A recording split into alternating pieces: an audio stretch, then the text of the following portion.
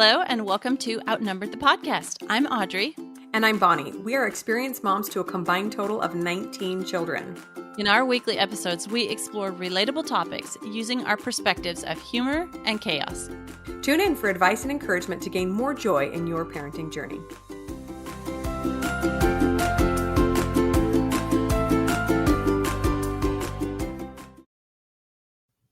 We are so grateful to Magic Spoon for sponsoring this episode. You guys, I have to say that I have been a cereal fan since I was a very small child. And then growing up, I didn't eat it for breakfast. I started eating it as an afternoon or a midnight snack. It's one of my favorite things. However, when I learned to read a nutrition label, I learned that it was not good for me, like in the least.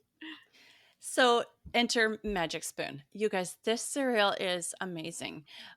One of my kids commented that there's more things that it says on the box are not in it than are in it. And it's true. So in the variety pack, there's 4 flavors. There's cocoa, fruity, frosted, and peanut butter.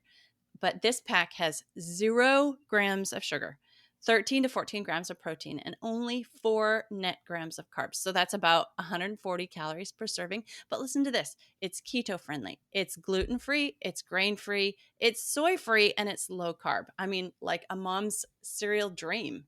So go to magicspoon.com/outnumbered to grab a variety pack and try it today. Be sure to use our promo code, that's outnumbered, at checkout to save $5 off your order.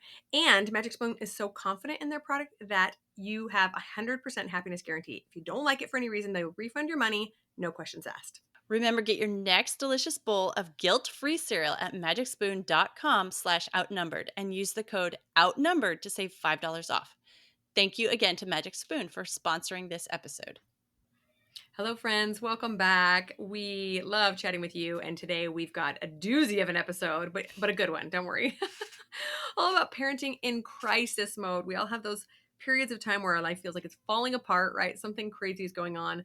It breaks up all the rhythms, all the structures we have, disrupts everything. We're trying to figure out how to still be a good parent, how to make life work even when everything's going wrong, right? Yes. As you guys know, we have an episode about survival times, and that's kind of the difference between that episode and this is that's kind of more of a long-term thing. You've had a baby or you're pregnant or you don't know when it's going to end, like a COVID shutdown, that kind of thing. This crisis mode is usually like a short-term thing that has come upon, has happened to you.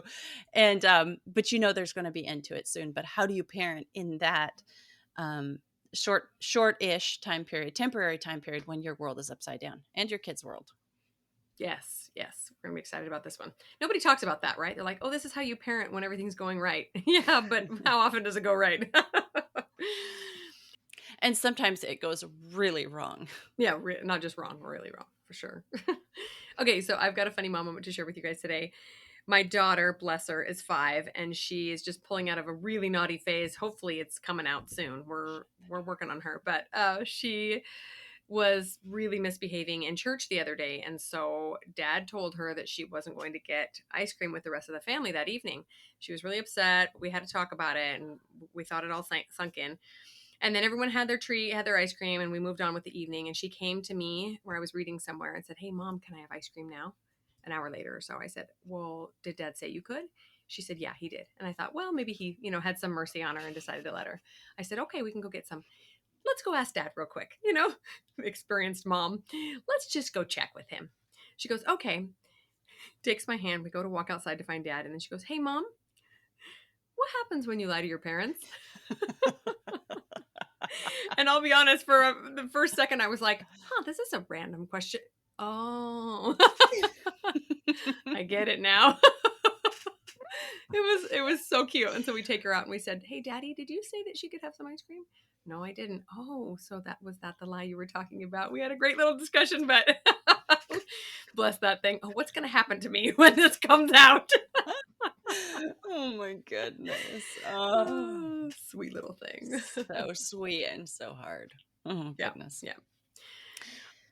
Okay, the first thing we want to say about this is crisis is kind of a big word. It's kind of a scary word, right? And knowing what we know about our thoughts and our feelings, how they're all connected, right? We do want to say right up front, you get to choose to decide how to view a situation like this. You can view it as a crazy crisis, and maybe that will help and maybe it won't.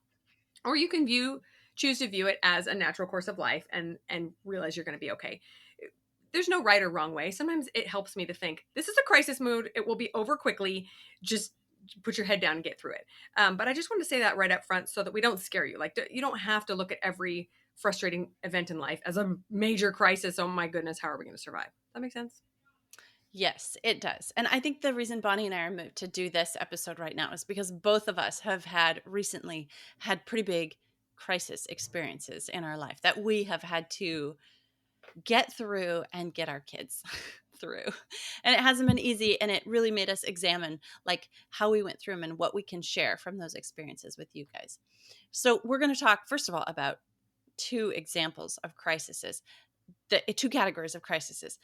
First, the kind that's largely outside of our control, and then things that are in our control. So things that are outside our control, this is when it's really hard to control your thoughts and then correspondingly your feelings about what's going on because it's out of your control. You can't do anything about it. But examples of this are like illness or a serious injury, a job loss or a major pay cut, a flood, a fire, another home disaster, short term crises. That's the kind of thing we're talking about. Something that there is another side to it, but when you're in it and it's out of your control, oh, it is so hard to get yourself in the right space to be able to help your kids. Yeah, when you don't choose something, it's very easy to resist it, right? And the whole time you're thinking, "Oh, if only this hadn't happened. Oh, if only, if only." And it makes the whole situation 10 times harder, right? Whereas when you choose them, and we'll talk about why you might choose a crisis in a minute, it can be very easy, or it can be a lot easier, I'll put it that way, to manage your thoughts, but it doesn't have to be. Like, you can make it easy even in the things that you don't choose, just by how you're thinking about it. So that's a good reminder. So a few things in our control that we might have chosen and find ourselves in a crisis mode are, what about construction or like renovation of a home? Moving to another home, moving to another state or another country, right, can really throw your whole household into kind of a crisis situation. Maybe mom or dad is going back to school or seeking a new job or just working more hours, and that kind of puts everybody makes everybody a little bit stressed out. In short, anything that feels like a crisis is crisis mode. Yeah. Yep, even if you've chosen it, it makes it really like it throws your kid into something that they're unfamiliar with and then their behavior just starts woo off the Mm, charts. So you're dealing with the crisis thing and then your kids responding to the crisis thing. yes. Okay. So first of all, we're going to talk about some reasons why we want to be more intentional parents during these times. Not just so that we can survive, but like our kids can maybe in the future look back on it and say, wow, that was a really hard time, but mom helped us get through that. Or mom was really like my rock during that point. Another example of a crisis that's out of our control is like a death in the family, something like that. So we're going to first talk about why we want to be intentional during these times. So one reason is when things are in upheaval, you and your children actually might need more structure than normal, which is a really hard thing to get when, I don't know, you're living in construction zone, or everybody's sick or something. But sometimes, especially little ones, need more reassurance that things are going to be okay eventually. We all crave normalcy, and we crave consistency, and so that that's going to be a challenge to find. But that's just one reason it could be important, because we all crave something to hold on to when life gets crazy. Right. And so I just thinking about, okay, so let's say you have to some things change during this time and your kids are kind of grieving the loss of, okay, let's say you have to leave your home for some reason, for a temporary situation. Your kids don't have any of the things that are normal and comforting for them at home, and so the thing they have left that's normal and comforting is you. Mm. And then sometimes you're going to be like needing so much, just some like quiet alone space, and just like, oh my goodness, I just like need to breathe. But they're all clinging to you because like mom's normal. At least mom's still there. Mom's normal. Can't even sleep in my bed, so I'm gonna like sleep on mom. And you got like five kids sleeping on you. Ask me how I know. No. So what does it look like when we're being intentional? So first let's ask ourselves what we crave most from our normal routines and what our kids would be the most comforting for them. That is their normal that they're missing. Yes, exactly. So as I was thinking about this, I realized that ours are pretty simple. It's like a regular cadence of the day, right? It's get up, it's get dressed, it's eat breakfast, it's do chores. Really basic, simple things. But sometimes in a crisis mode, even those are not possible, right? You're living out of a suitcase or something. You run out of clothes and you got to go take them to the laundromat instead of the washer dryer because they're broken or whatever's going on. That everyday cadence is as closely as I can stay to that is really helpful for my kids. And we've also noticed that the more children you have, the more things get thrown into chaos during these crisis modes because they all kind of feed off each other's stress, and it requires so much extra work to keep everybody calm and rational. So this is especially helpful for larger families. Home cooked meals are a big one for us. Like when things are not functioning normally, there's fewer of those, and that's hard on everybody. Some doing some homeschool, some outings. So we don't have a lot of needs, but just a few of these things make us feel normal and like life is functioning the way it's supposed to be. Yes, those are some of the same things that my kids find comfort in too. Um, if you can, like thinking about those home cooked meals, if you can do it, like if you're on the road, that is going to be so hard. But if you can get a hotel or stay at a place that has, an Airbnb, something that has a kitchen that you can cook, and then it's just like you and your kids around the table. And one thing that's just really comforting for my kids is we're still eating together. We still bow our heads and give thanks for the food. We still eat the meal together. We still clean it up together, that kind of thing. Naps is another thing for the Mm-hmm. littlest ones that, oh, is so essential even when everything else is out, because those littlest ones, they can't really understand what's going Mm-hmm. on. Some of the They middle just age know ones, everything's I different. know it. Yeah, so And they're stressful. picking up on everybody else's body language and stress level and all that. And so yeah, just naps are something that you just have to make time for and space for. So yeah, those are definitely some of the things that bring comfort. So as much as possible, bring pieces of their normal routine as you can into Hmm. that, into your life that you're trying to live right now in crisis mode. Yeah. Two other things I forgot to mention are just kind of wholesome family activities, and luckily these can be done anywhere. Like if your house is a construction zone, you can all go ride bikes together, or you can all go play at the park together, or something. That kind of connects everybody, helps us lower our stress levels, and reminds us of what's important, even if everything else is falling apart, right? And then some sort of devotional or like scripture time can also elevate us, help us remember, hey, these are little things. These are little things. The house flooding or catching fire, it's all going to be okay. Whatever your crisis, it's not as big as God, and everything will be okay in the end. Refocusing on the important things. Okay, so now that you have that list, like we've done, of the things that make you feel normal and you'd like to incorporate into your day, now you need to cut that list in half. Give yourself a little bit of grace. So like we mentioned in the Survival Times episode as well. That's episode 20, by the way, if you want to go back and listen. You have to adjust. You have to ask yourself what is possible and how do I get as close as possible without driving myself crazy. So let's just give you an example. Let's say your kitchen is being renovated. There's no stove, there's no oven, there's no sink, there's no garbage disposal, there's nothing. What can you do? Well, you could ask a friend, hey, could I come cook dinner at your house enough for me and your family? And bring it home to my family. You could ask to trade. Hey, would you mind bringing us a meal this week? And when our kitchen's put back together, I'll bring you one. Or you just say, guess what, guys? We get to have pizza on the lawn again. Woo, so exciting. And then, swear off pizza for the next 3 months. You can get a little bit creative, but also have grace for yourself as needed. Right, right. I don't know how many times we've been in a crisis mode or an intense time, and I'll be like, okay, now we're going to, fill in the blank. And it's like the dumbest idea because it is totally not necessary. And it adds more stress to what, just trying to get through and trying to survive. Perhaps you're grieving due to a loss, and this is something that kids don't understand and they don't know how to process. Mm. How can you bring some normalcy to your days and your weeks?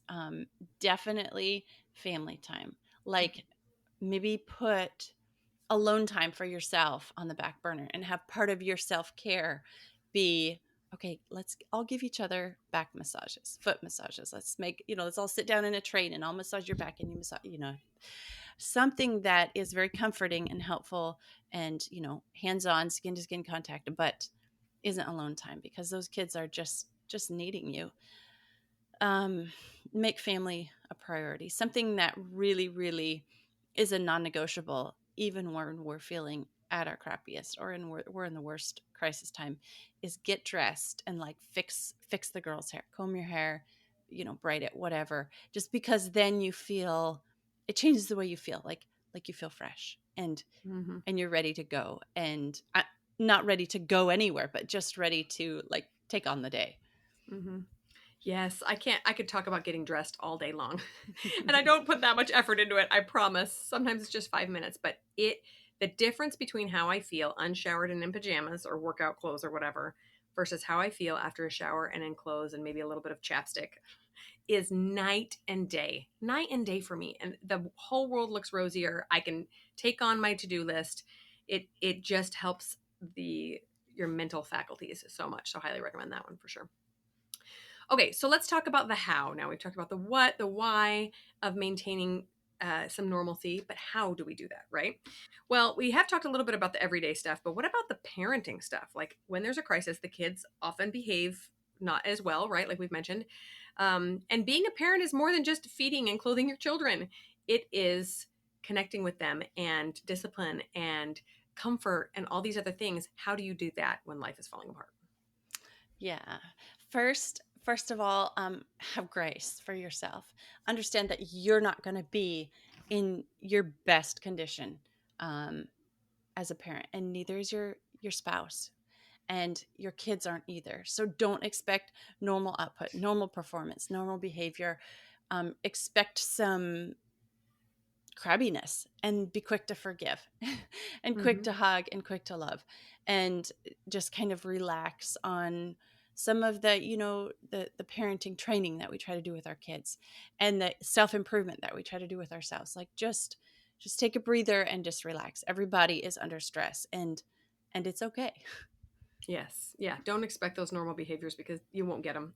Everybody's going to be a little bit on edge, and that's okay. So, number two of the how is to talk about it. So, I have found so much comfort in this. Sometimes, as parents, we like to kind of make ourselves martyr, take that martyr status, right? And just think it's fine. I don't need to worry the kids. I don't need. But our kids are really resilient and they're really powerful, especially as they get a little bit older.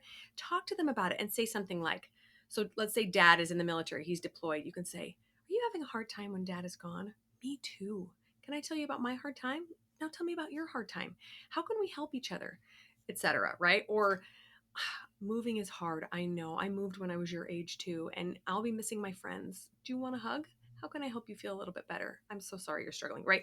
To communicate all the time and to let your children know that you are suffering as well. One of the coolest experiences that I've had with my older children was when I would get pregnant and tell just my oldest children that I was pregnant because I was sick and tired and it wasn't quite time to tell the little ones yet. And I would tell them, and those kids just stepped up to the plate. And it was the sweetest thing to see them say, "Come on, let me go take you outside to play. Come here, let me go help this little kid," because they knew that mom was suffering. And in the past, I had thought, well, that's not a burden I want to share with them. I don't want to make them feel. No, they stepped up to it and they wanted to be helpful. And what a wonderful life lesson I was teaching them to look outside of themselves and be aware of mom and her suffering. Yeah. I wanted to add another reason why you really do want to talk about it is because sometimes kids are misunderstanding why the thing is happening that's happening. Mhm. And in our recent crisis that we had, after we kind of didn't think we should talk about it because it was something kind of intense, and we didn't it was kind of a mature thing, and we didn't want the kids, some of the little kids were too young to understand. But when we did start talking about it, one of my kids totally thought this crisis, which was 100% out of our control, was their fault. And there was this Mhm. huge misunderstanding. This little kid thought it was their fault that this crisis was happening to the whole family, and they were like taking on this, it's like, Mhm. oh, so you can like help your kids like clear up, not only talk about how they're feeling about it, but you want to make sure that they're not like there's not huge misunderstandings out there that Right. this kind of thing is happening and they think it's their fault. Yeah, So kids are so self-centered. They're probably they're probably going to insert themselves yeah, in there somewhere and you could just comfort them and let them know, yeah, "Nope. Nope, this is yeah, just something we're all going to deal with together. That's fine." yeah. Okay, so the third thing we want to talk about is reevaluate your expectations for yourself and for your kids. So, that, we talked about having grace for yourself, like just that's just in your mind. But then this is like taking it a step further. So then, just talk to your kids. Normally we do this, we do X, Y, and Z, and we make sure this happens. But right now, we're just going to make sure that X happens. And that's okay. Or, Mhm. for yourself, one of my personal goal expectations things is exercise, at least, certain number of hours a week or whatever. Well, in this, in a crisis time, I'm going to have to reevaluate that because it's not going to be possible in certain crises that you're going to be able to do what you normally do otherwise. In fact, it's always not going to be possible. So reevaluate and see where can you make it easier on everybody, because I mean, maybe you've been there too, but I have been in one of these crisis situations and I've been like, okay, now I have to do this because I always do this, and and it's just like making it more stressful, and everybody's suffering because mom is making sure that blah blah blah. No. Time for Yeah. a little reevaluation. Yeah. Take a break, mom.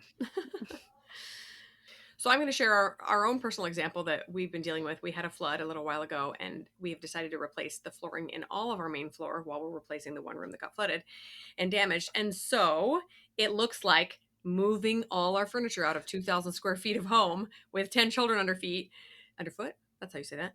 And figuring out how to live life, right? We are going to be on vacation for a little bit of the time, but I think I've decided that it's going to look like very minimal school. Like maybe we'll take a board game, out and play it or do some painting or something. We can't practice piano because the piano has to be moved out. There's probably going to be a little bit more screen time than I'd like because that's an easy way to keep kids occupied and not, making a mess or irritated that their toys are all packed away. And I have to be a little bit more tolerant of kids being irritating. I was just telling Audrey before we started recording, because the house is emptier now. We're moving furniture out. The kids have just been running around like crazy. And I'm just okay with it because how often do you get to play in a half empty house? It's all right. Yes. Chase each other around, scream for a little Yes. while. If I get tired of it, I'll send you outside, but to just adjust and really lower those expectations. Yeah, yeah. So an example here that comes to mind for me is in a recent crisis thing for us. We were outside of our home, so not at home, and we decided that every day we were going to do one fun thing and one major work thing. So like one day we would make sure all the laundry got done, and then we would go find like a little adventure to do that day, so that the kids felt like it wasn't all drudgery. Like they got to do something, and it was like that is what they'll remember about that time, not that mom was all stressed out and we had to do we didn't get to do. No, but um they got to do something fun, and those fun things are what they'll remember, even though that was a little bit extra work for me in this different city that I wasn't familiar with, to drag 5 kids who were sort of in crisis mode with me, I, and find something fun to do. But it really did make it easier because then they were sort of relishing those, remembering and those times that they got to do something fun. Yeah, and as much as our kids and we crave consistency, our kids love when things are different, right? You move some furniture around in a room and kids will just go crazy. Oh, it's like Christmas. Oh my goodness, the couch is over here. What are we going to do, right? So, while you're thinking, "Oh, yet another night with takeout because my kitchen isn't functional," your kids are thinking, "We had a picnic in the living room. So exciting." Break out some candles or do something special so it becomes this wonderful memory and your kids think you're the best mother ever when inside you're like, I just want my kitchen back. I just want to cook a lasagna or something. It can be so much fun for them if you allow it to be. And it doesn't all have to be fun and games when hard things are happening, but just go with it. Yes. All right. Our next suggestion is, it's kind of going to seem hard and a little bit different than what we were just saying, but increase your self-care. Now, we just did an episode about what I would tell younger me about self-care. So go listen to that, because it doesn't necessarily look like what your normal self-care looks like. But if your kids are going to be struggling, if you're struggling, you need to be at the top of their game. They need you to be at the top of your game. And especially if you've got a lot of mental stuff going on with this crisis, um, you need that self care. So go re-listen to that episode. Right. And obviously, if something major is going on for you, you're not going to be quote unquote at the top of your game. There's been a major loss or you're going through something really hard, but you just want to be able to wake up and function, right? And so hit that self-care as hard as possible. And reach out to others, get help, right? It's a great time to lean on neighbors, friends, offer them the chance to serve, right? It's so easy for us to go out and want to help others who are struggling, but it's a little bit harder for us to accept it ourselves. But this is a wonderful chance to allow your neighbors and friends to reach out to you and make life a little easier on you. Yeah. So like here's an example. We all know that maybe we don't feel like we have energy more than to do anything except scroll social media, right? That is not self-care. Yeah. So pick up a book that's inspiring or a devotional or your Bible or something, and take the same amount of time that you would scroll and do something that is filling your cup back up, Mhm. because you need it. And so if you get off social media until your crisis is over, that's probably a really good idea. And that's just one little tiny change that you can make that is a form in the big picture of increasing your own self-care. Yes, totally. Okay, and then finally, number 5, on the heels of talking about allowing others to serve you, see if there's an opportunity for you to serve someone. And this might sound overwhelming when life is kind of crazy, but sometimes when we cut out a lot of things because we just can't do them, there might be a little bit of time or energy left for some service. Let's say you are in a strange city. Maybe you can find a local soup kitchen and go serve for a little bit. Maybe you can go pick up some trash somewhere at a park. Do something that can make your kids feel good about themselves, make you feel good about yourself, and maybe take the focus off your own tragedy a little bit. That is one of the most successful ways of getting out of your own head and out of your own crisis is if somebody has a bigger crisis than you, somebody homeless or somebody who, go weed a friend's garden, maybe an elderly person, they can't reach down and get those weeds, weed them. Yeah. And take your kids with you, because mostly kids can pull up weeds. They I'm can pull laughing. flowers too I and know, plants. I'm laughing because we were just weeding the garden this morning, and my 3-year-old comes over to me with a pepper plant in his hand. Is this a weed, mommy? Like he pulled it up and walked across the garden. Not is this a weed before I pull it out? But he pulls up the pepper plant and walks away. Is this a weed, mommy? No, that's not a weed, darling. And now you know, son. All right. So final thoughts, guys. We've been there. We know. We understand. We wish that we could reach through your earbuds and give you a great big hug. Crisis mode is not fun.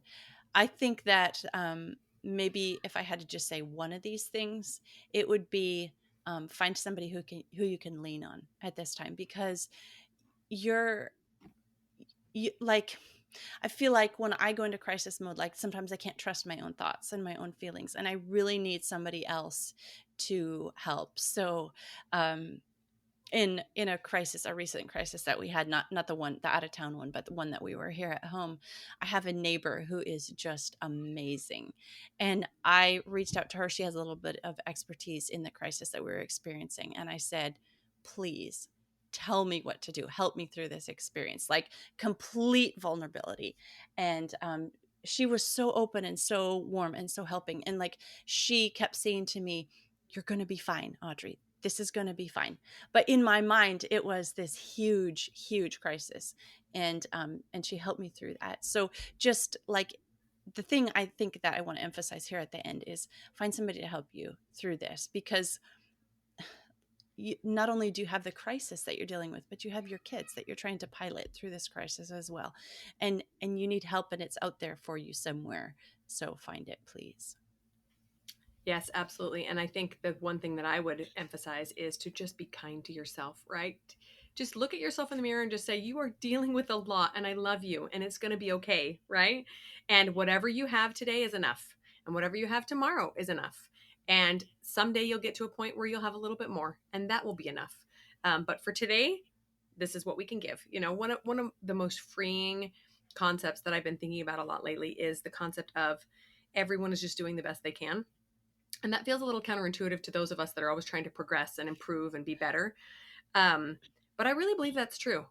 Because on the days when I am a terrible parent and I scream and I throw fits and I'm just not a nice person, I really believe that's the best I had that day. It's not the best I want to give forever, for sure. I want to improve. But the kindness and the grace with yourself is the only way to get better. It's the only way to get through these kinds of times.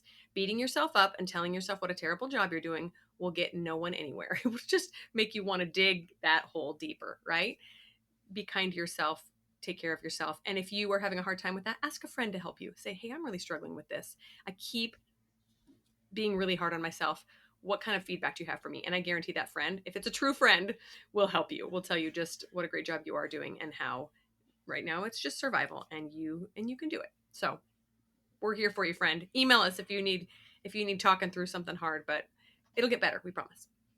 If you haven't yet grabbed our episode guides that help you navigate through all 188 episodes and find out the ones that are most applicable to you and your situation, please be sure to click the link in the show notes and grab those guides. They will help you get the most helpful episodes to yourself as fast as possible.